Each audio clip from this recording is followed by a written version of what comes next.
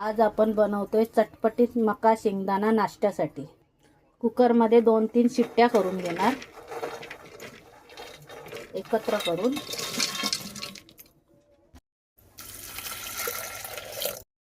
चवीनुसार मीठ टाकणार।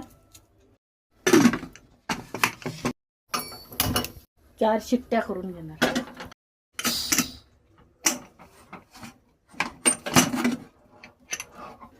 आता आपण पाणी गाळून घेणार। शेंगदाणा थोडा कच्चा राहिला पाहिजे, म्हणजे खाताना छान लागतो।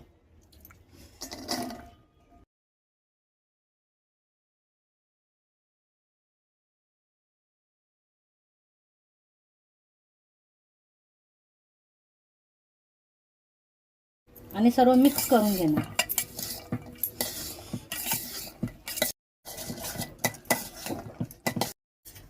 नाश्त्यासाठी चटपटीत छान लागतो।